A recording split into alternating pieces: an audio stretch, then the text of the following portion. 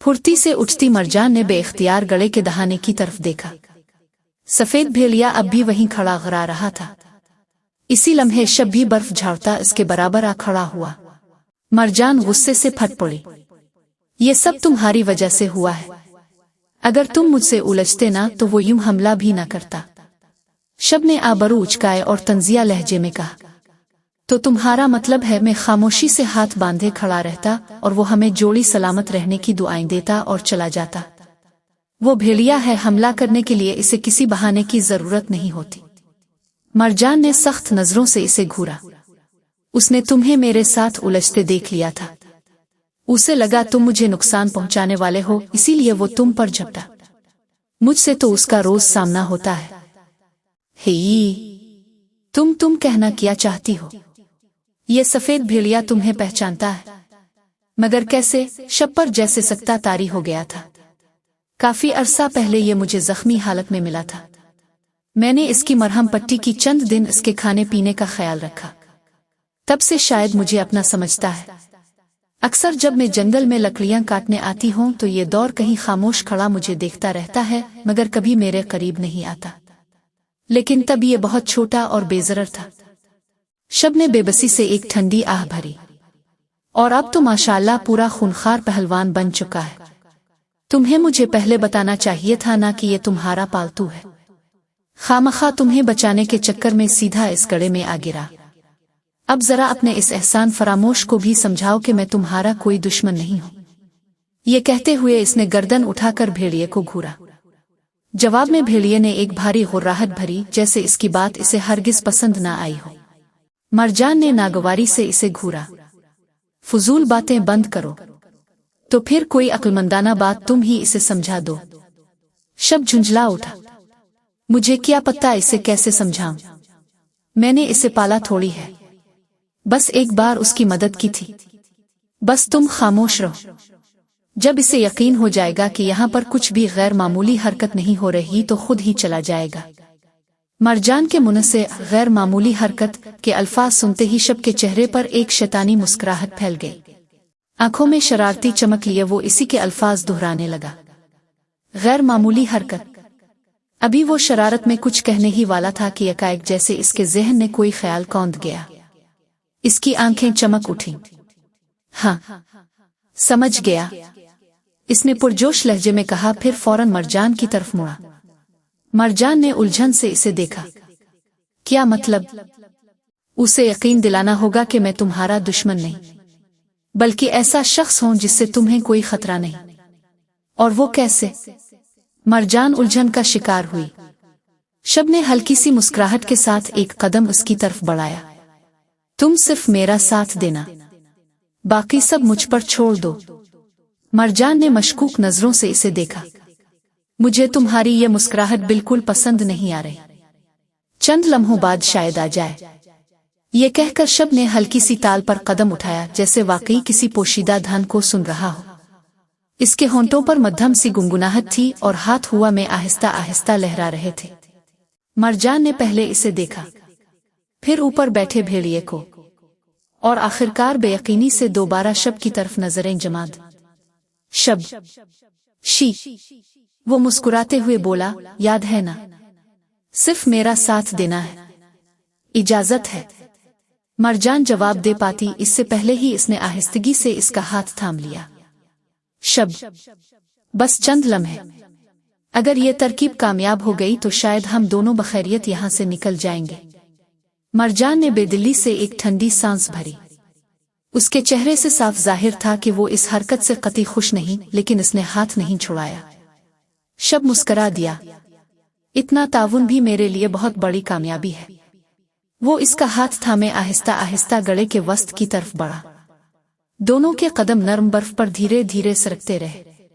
शब इसका हाथ अपनी गिरफ्त में लिए नरमले पर आहिस्ता आहिस्ता झूमने लगा, जबकि मरजान बेदिली से इसका साथ निभा रही थी। चंद लम्हों बाद शब ने चूर नजरों से गले के दहाने की तरफ देखा। सफेद भेड़िया अब चक्कर नहीं लगा रहा था। वो खामोशी से बैठा था, गर्दन हल्की सी एक तरफ झुकी हुई, जैसे नीचे जारी मंजर को पूरी तवज्जो से देख रहा हो। आज शायद किसी नतीजे पर पहुंचने की कोशिश कर रहा हो। शब के लबों पर धीमी सी मुस्कुराहट उभरी। देखो, लगता है कि हमारी ये तरकीब काम कर रही है। मरजान ने भी ऊपर भेड़िए की तरफ देखा, जिसकी आंखों में अब पहले जैसी जारहियत नहीं रही। वैसे कुछ मालूम है ये इतना रंगीन मिजाज कब से हुआ? शब ने शरारती अंदाज में कहा। इसकी बात सुनते मरजान चढ़ गई और झुंझला कर बोली, मुझसे मजीद ये बेहुदगी नहीं होगी। इसने हाथ छुड़ाने की कोशिश की। शब ने फौरन नरमी से इसके हाथों पर गिरफ्त मजबूत कर ली। अरे नहीं, बस कुछ देर और मेरा साथ दे दो, और देखो ना भेड़िया पुरसुकून हो चुका है। क्या पता कुछ देर में मुतमईन होता चला जाए। शब ने इल्तिजा करती नजरों से देखा तो मरजान ने कुछ भी कहे बगैर गुस्से से इसे घूरा। अच्छा सुनो, यूं तो मुझे गुस्से से ना देखो। ये मेरा पहला रक्स है और तुम मेरी पहली हम रक्स। कुछ तो मुझ जलावतन का ख्याल करो। एक भेड़िए से जान बचाने की खातिर में उसके इशारों पर नाच रहा। मरजान के कदम एक लम्हे को डगमगा गए। इसने बेख्तियार शब की तरफ देखा। शब के होंठों पर वही नर्म सी मुस्कुराहट थी, मगर इस बार उसकी सुनहरी आंखों में एक ऐसी चमक थी जिसे मरजान पहले कभी नहीं देख पाई थी। वो नजरें जैसे खामोशी से सिर्फ इसी का चेहरा पढ़ रही हो। मरजान ने घबरा कर निगाह हटा ली। इसने सर उठाया। बर्फ से धुला आसमान चांदनी में नहाया हुआ था।